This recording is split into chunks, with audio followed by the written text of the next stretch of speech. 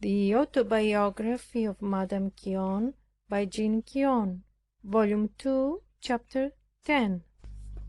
My daughter had the smallpox. They sent for a physician from Geneva, who gave her over. Father La Combe then came in to visit and pray with her. He gave her his blessing. Soon after she wonderfully recovered.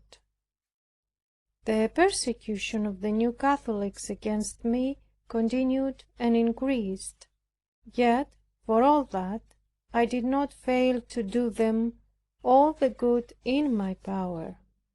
My daughter's mistress came often to converse with me, but much imperfection appeared in her discourses, though they were on religious subjects. Father La Combe regulated many things in regard to my daughter, which vexed her mistress so much that her former friendship was turned into coldness. She had grace, but suffered nature too frequently to prevail. I told her my thought on her faults, as I was inwardly directed to do, but though at that time God enlightened her to see the truth of what I said, and she had been more enlightened since, yet the return of her coldness toward me ensued upon it. The debates between her and my sister grew more tart and violent. My daughter, who was only 6½ years old, by her little dexterities found a way to please them both, choosing to do her exercises twice over, first with the one, then with the other, which continued not long, for as her mistress generally neglected her, doing things at one time and leaving them at another, she was reduced to learn only what my sister and I taught her. Indeed, the changeableness of my sister was so excessive that, without great grace, it was hard to suit oneself to it. Yet she appeared to me to be surmount herself in many things. Formerly I could scarce bear her manners, but I have since loved everything in God, who has given me a very great facility to bear the faults of my neighbor, with a readiness to please and oblige everyone, and such a compassion for their calamities or distresses as I never had before. I have no difficulty to use condescension with imperfect persons. I should be secretly smitten if I failed therein. But with souls of grace I cannot bear this human manner of acting, nor suffer long and frequent conversations. It is a thing of which few are capable. Some religious persons say that these conversations are of great service. I believe it may be true for some, but not for all, for there is a period wherein it hurts, especially when it is of our own choice. The human inclination corrupting everything, the same things which will be profitable when God by His Spirit draws to them, become quite otherwise when we of ourselves enter into them.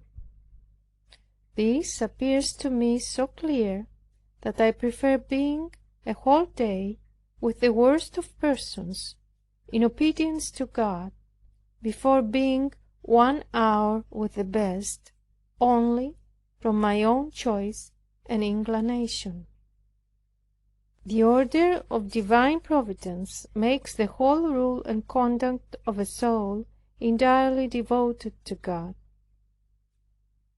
While it faithfully gives itself up thereto, it will do all things right and well, and will have everything it wants, without its own care, because God, in whom it confides, makes it every moment do what He requires, and furnishes the occasions proper for it.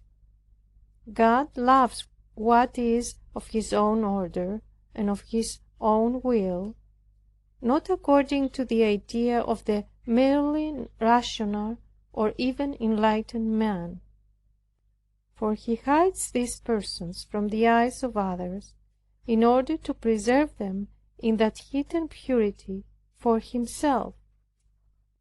But how comes it that such souls commit any faults?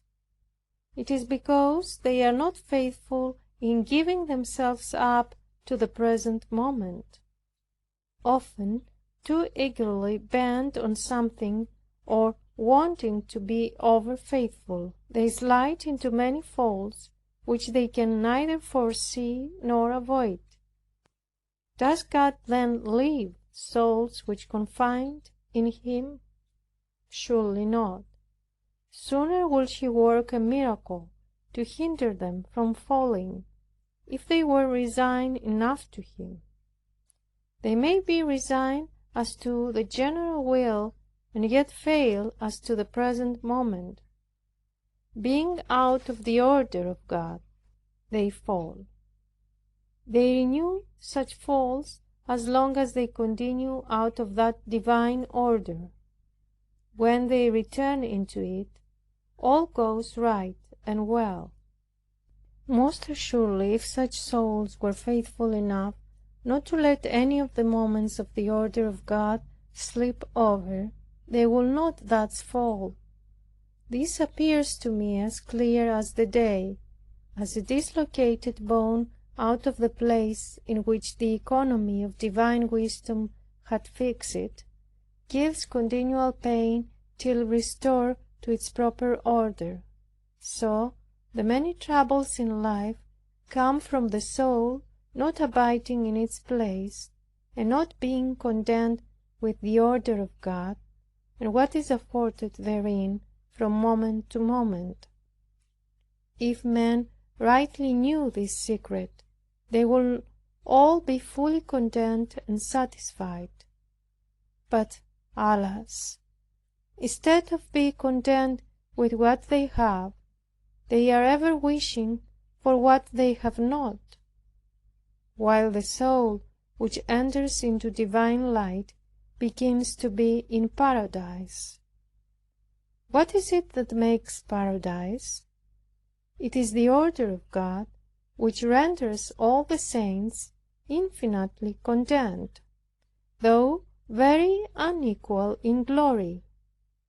From hence comes it that so many poor indigent persons are so contented, and that princes and potentates, who abound to profusion, are so wretched and unhappy.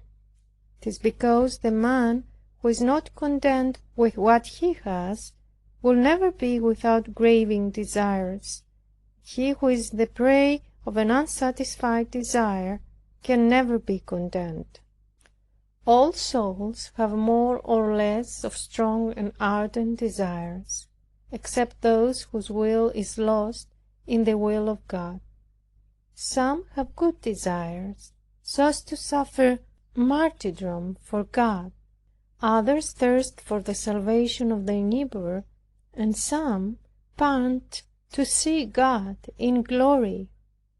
All this is excellent. But he who rests in the divine will, although he may be exempt from all these desires, is infinitely more content and glorifies God more.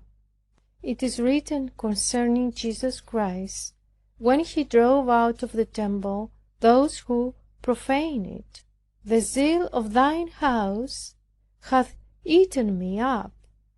John 2:17. It was in that moment of the order of God that these words had their effect. How many times had Jesus Christ been in the temple without such a conduct? Does not He occasionally say of Himself that His hour was not yet come. End of chapter 10, volume 2.